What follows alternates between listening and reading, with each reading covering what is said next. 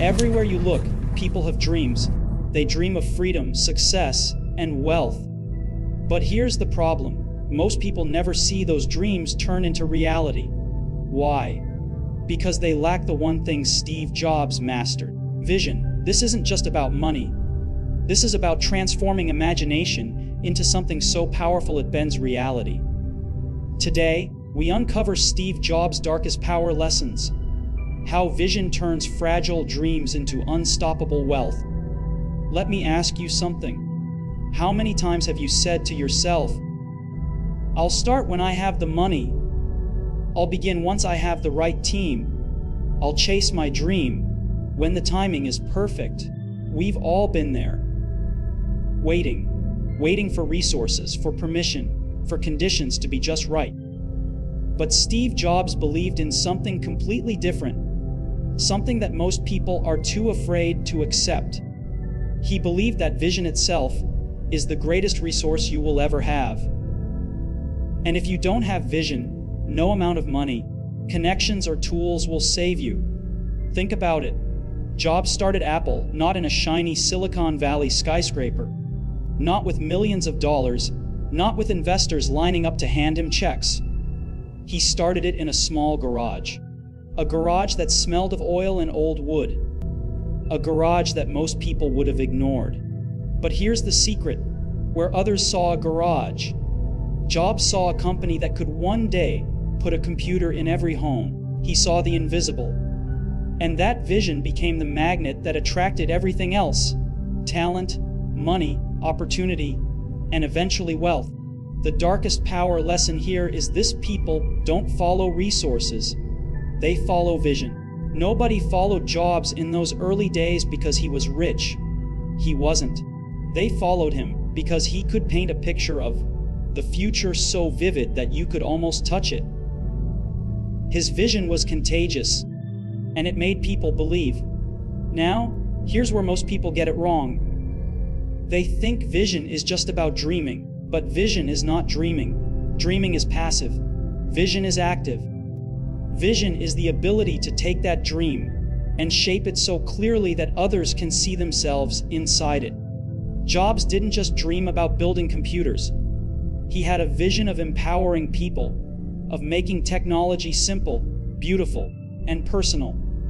That vision gave people a reason to fight alongside him, to sacrifice comfort, to work nights and weekends, to endure the uncertainty of startups. And here's the part that might sting a little. If you're waiting for resources before you act, you don't have a vision strong enough. Jobs proved that resources are secondary. They come after. Resources are attracted to clarity, to energy, to belief. You don't need wealth to build vision, but you do need vision to build wealth. Let me take you into one of Jobs' darkest, but most defining beliefs. He often said, "You can't connect the dots looking forward. You can only connect them looking backward." What does that mean in the context of vision?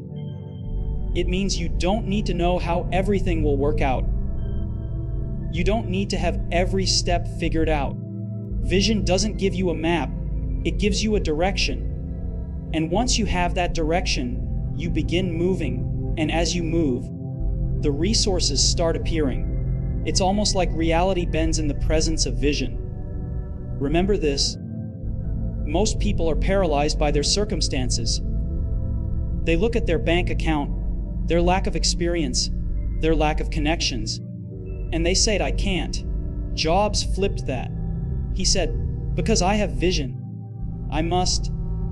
And that's what separated him from the millions who never leave the starting line.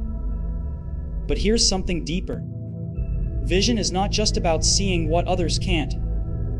Vision is about enduring what others won't. Because when you start with nothing, when you're operating without safety nets, you are forced to rely on the power of belief. That belief is the fuel. That belief is the wealth before the wealth shows up. Jobs knew that most people give up not because they lack talent, but because they lack vision. Without vision, pain feels pointless. Without vision, rejection feels permanent. Without vision, failure feels final. But when you have vision, every setback is just a step. Every failure is simply feedback. Every rejection is just a redirection. Vision makes you unstoppable because it makes you see beyond the moment. And this is why Jobs often talked about reality distortion. People accused him of living in his own world, of bending reality to fit his vision. But isn't that what wealth creation really is? Taking something invisible and making it tangible. Turning a picture in your head into a product in people's hands. Turning what doesn't exist yet into something the whole world depends on. That's the dark power lesson most people miss. Vision is not about optimism. Vision is not about feeling good. Vision is about control. It's about controlling the story of your life before anyone else does. Jobs didn't wait for resources because he understood that whoever controls the vision controls the outcome. And once people saw that, they had no choice but to join him, invest in him, and eventually make him one of the wealthiest men of his time. So the next time you think you don't have enough to start, ask yourself, do you have vision? Not dreams, not wishes, not fantasies. Vision. Can you see the future so clearly that it feels inevitable? Because if you can, then you already have the most important resource. Everything else will come later. And when it does, it will come because of the vision you refuse to abandon. Let's face it, most people think success comes from doing more, grabbing every opportunity, saying yes to every project, every collaboration, every shiny distraction that promises wealth. But here's the truth Steve Jobs discovered early on. Real wealth is not created by saying yes. Real wealth is created by the ruthless discipline of saying no. And that, my friends, is a dark power most people are too afraid to wield. Jobs had a way of cutting through the noise. He once said, "Focusing is about saying no, not maybe, not later, but a firm, unapologetic no." And this is what made him dangerous in the best way. Because when you're willing to say no, you free yourself from the trap that consumes almost everyone else. The trap of business without progress. Think about your own life. How many times have you overloaded yourself with commitments, thinking each one might be the door to wealth? A new project here, a side hustle there, a meeting that sounds promising, an opportunity you don't want to miss. But the truth is, every yes comes with a cost. Every yes steals energy, time, and focus from the one thing that could truly change everything. Jobs understood this on a level most people never will. He understood that wealth is not built by addition, but by subtraction. When he returned to Apple in 1997, the company was on the verge of collapse. They had dozens of products, too many directions, too many distractions. Jobs walked in and did something brutal but necessary. He cut the product line down to just 4 categories. 4. Everything else was killed. Imagine the resistance, the criticism, the outrage. But that decision saved Apple. That decision transformed a dying company into the most valuable brand on earth. That is the power of saying no. But here's the darkest lesson behind it. Saying no doesn't just kill distractions. It kills comfort. It kills the illusion that you can do everything and still win. Jobs wasn't afraid to be disliked, to be misunderstood, to be labeled ruthless, because he knew that focus has a price, and the price is rejection. People will call you arrogant. They will call you stubborn. They will call you difficult. But history doesn't remember the noise. It remembers the results. You see, most people confuse opportunity with obligation. They think that because something looks good, they must do it. But Jobs flipped the script. He believed that for every good opportunity, there's a better one you'll miss if you don't protect your focus. He believed that wealth was not in chasing possibilities, but in mastering priorities. And priorities are born the moment you dare to say no. Here's something few people realize. Saying no isn't just about the outside world. It's also about saying no to yourself. No to your impatience. No to your ego that wants to chase recognition instead of results. No to your temptation to grab quick wins instead of building lasting wealth. Jobs had a vision so clear that he could endure the discomfort of restraint. And that restraint became his edge. But let's take this deeper. Why is saying no so powerful? Because it creates scarcity, and scarcity creates value. The fewer things you focus on, the more value you bring to each one. The more value you bring, the more wealth follows. This is why Apple's products became cultural icons.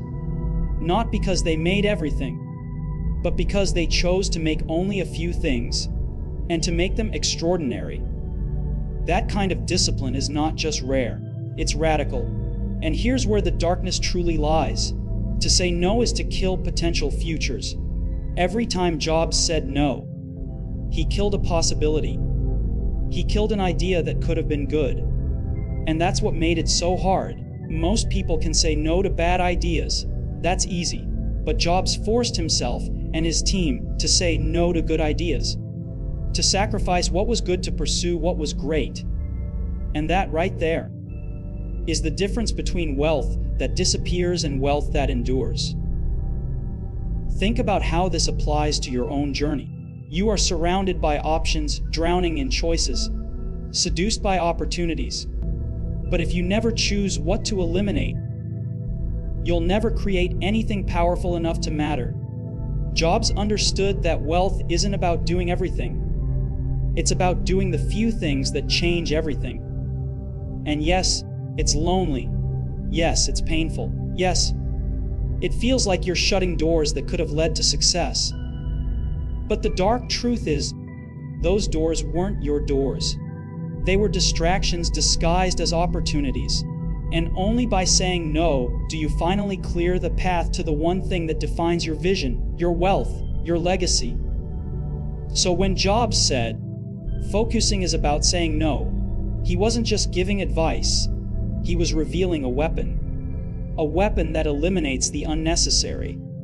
A weapon that protects the essential. A weapon that transforms scattered energy into unstoppable wealth. That is the power of saying no. Pain.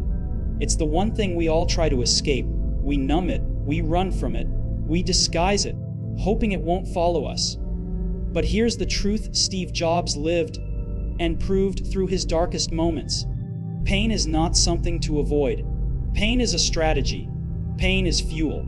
Pain is the very fire that forges the wealth and legacy we all admire. Jobs' story wasn't smooth. It wasn't the tale of a golden child destined for greatness. He was abandoned at birth, rejected by his first parents, an unwanted child. That wound could have defined him, but instead, it planted a seed. That seed grew into a relentless hunger to prove himself, to make his mark, to never be forgotten. Pain became his compass. It gave him urgency, clarity, and a refusal to settle for ordinary. The darkest chapter of his journey came in 1985 when Jobs was fired from Apple, the company he had built, the dream he had poured his soul into. Imagine the humiliation of being exiled from your own creation. Imagine the betrayal of watching others take control of what you birthed. For most people, that would have been the end. But not for Jobs. He took that pain, that unbearable rejection, and transformed it into a strategy. Instead of retreating, he founded NextT, a company that explored new ways of building computers. He poured his frustration into innovation. At the same time, he bought Pixar, which most people thought was a dying animation studio. Out of his exile came Toy Story, the first fully computer-animated feature film, a movie that changed cinema forever. Out of his exile came software so advanced that Apple, years later, had to buy NextT just to survive. And out of his exile came the return of Jobs himself, this time stronger, sharper, and more dangerous than ever. Do you see the pattern? Pain didn't break him. Pain redirected him. Pain sharpened him into someone who could no longer be ignored. That's the dark power lesson most people miss. Pain is not the end of the road. Pain is the detour that takes you exactly where you need to be. But only if you use it only if you turn it into a strategy. Jobs once said, "I didn't see it then, but getting fired from Apple was the best thing that ever happened to me." How could that be? How could betrayal and loss be a gift? Because pain stripped away comfort. Pain forced him to rebuild from zero. Pain humbled him enough to learn, yet hardened him enough to fight. Without that fall, there would be no iMac, no iPod, no iPhone, no iPad. Without that fall, Apple would not have risen, and the world would not have changed. Here's the truth. Wealth is rarely built in moments of ease. Comfort breeds mediocrity. It's pain that creates the pressure necessary to innovate, to adapt, to fight for something bigger than yourself. Jobs understood this. He didn't just endure pain, he weaponized it. He turned it into creativity, into strategy, into empire, building moves that no one else could see. But let's take this deeper. Pain is not just about failure. Pain comes from criticism, betrayal, and doubt. Jobs faced all of it. He was called arrogant, impossible to work with, and delusional. But instead of letting those words shrink him, he let them sharpen him. He used the world's doubt as fuel to prove them wrong. That's what pain does when you embrace it. It gives you a reason. It gives you fire. It gives you leverage. And this isn't just about jobs, it's about you. Look at the pain in your own life. The rejections, the betrayals, the failures, the mistakes that haunt you. Most people treat them as chains, as proof that they're not good enough. But if you shift your perspective, those very chains can become your armor. That rejection can give you resilience. That betrayal can give you independence. That failure can give you insight. Pain becomes wealth the moment you stop fearing it and start using it. Jobs' darkest power lesson was this: the world will hurt you, but you get to choose whether that hurt destroys you or defines you. When Apple cast him out, he could have disappeared. Instead, he sharpened his vision. He turned his suffering into a strategy so effective that the same company that betrayed him came begging for his return. And when he returned, he didn't just come back to lead. He came back to dominate. That's the transformation pain makes possible. It breaks the weak, but it builds the unstoppable. Jobs wasn't wealthy because he avoided pain. He was wealthy because he turned pain into progress. Every heartbreak, every rejection, every betrayal, he didn't bury it. He converted it into energy, into strategy, into the kind of relentless drive that forces the world to pay attention. So remember this: the wealth you admire, the innovation you celebrate, the legacy that inspires you, it was not born in comfort. It was born in the furnace of pain. Steve Jobs showed us that pain isn't a signal to stop. It's a signal to start building differently, thinking differently, living differently. Pain doesn't destroy vision, it clarifies it. And once it's clear, pain becomes the most powerful strategy of all. We live in a world where everyone is chasing luxury. The big house, the expensive car, the latest watch, the Instagram-worthy lifestyle. People equate wealth with possessions, as if owning more things automatically makes you more successful. But Steve Jobs lived by a darker, deeper truth: luxury is temporary, but legacy is eternal. Real wealth isn't about what you own, it's about what you leave behind. Jobs understood this from the very beginning. He wasn't driven by money. He wasn't obsessed with the number in his bank account. What consumed him was the idea of building something that would outlast him, something that would shift humanity itself. He didn't care about living like a king. He cared about creating like a god. That was his obsession. That was his vision. And that's why his wealth became more than money. It became impact. When he was building Apple, it wasn't about creating another company to compete in the marketplace. It was about reshaping the marketplace altogether. He wanted to empower individuals to put the tools of creativity into the hands of ordinary people. He wanted to leave behind a world where technology wasn't intimidating, but intuitive. A world where design and function merged so beautifully that it felt inevitable. That is legacy. That is wealth that money alone can't buy. Here's the problem most people have. They measure success by luxury. They chase the paycheck, the promotion, the status symbols, believing that those will satisfy them. But luxury fades. Luxury depreciates. Luxury can be taken away. Legacy, on the other hand, compounds. Legacy grows stronger after you're gone. Legacy makes your name echo long after your body disappears. Jobs knew this. That's why he poured his life not into collecting, but into creating. And the darkness in this lesson comes from the sacrifice required to chase legacy over luxury. You must be willing to let go of things that tempt you in the moment. You must deny yourself the comfort of living easily today so you can build something eternal tomorrow. Jobs lived in a simple home. He wasn't flashy. He didn't drown himself in luxury for the sake of appearances. Why? Because his mind, his energy, his focus, all of it was consumed by the idea of creating a dent in the universe. Luxury never distracted him, because legacy demanded too much of him. Think about what Apple became under his leadership. The iPod didn't just play music. It reshaped the way the world consumed art. The iPhone didn't just make calls. It redefined communication, commerce, entertainment, and culture itself. These weren't just products. They were monuments. Monuments to vision, to focus, to sacrifice. That's why people still line up for Apple devices years after his death. That's why his name still sparks debates, admiration, and inspiration. Luxury dies when you do. Legacy lives on. And here's the paradox: when you chase legacy, luxury often follows. Jobs became a billionaire. He had access to everything wealth could buy. But the money was never the point. The money was the byproduct of devotion to something larger than himself.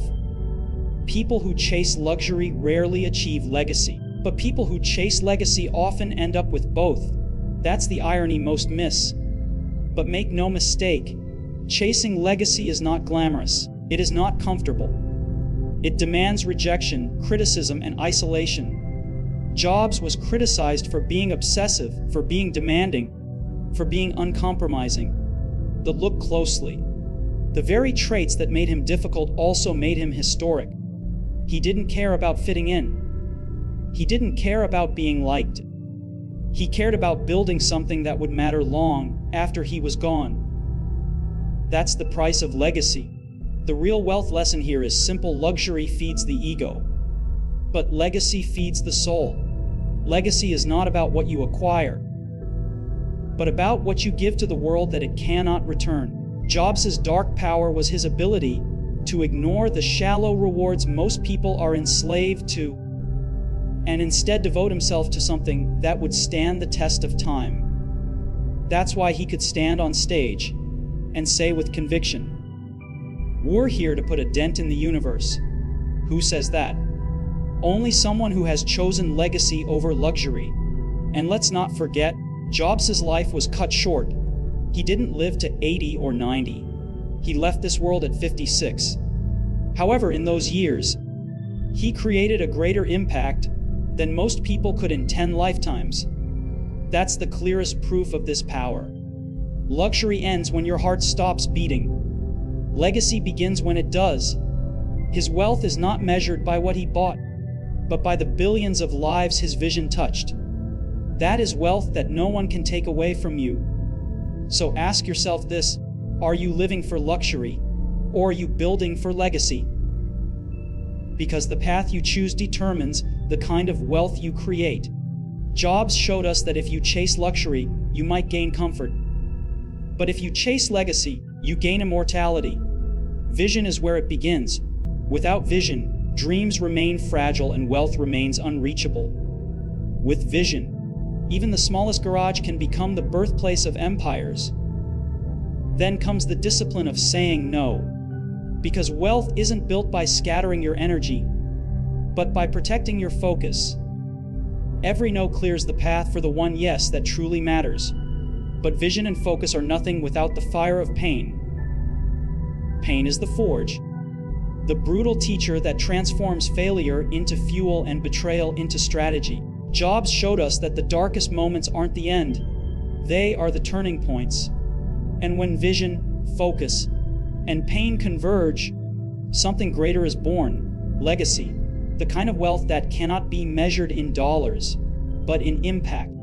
The type of wealth that outlives you, echoing in the lives of people you will never meet.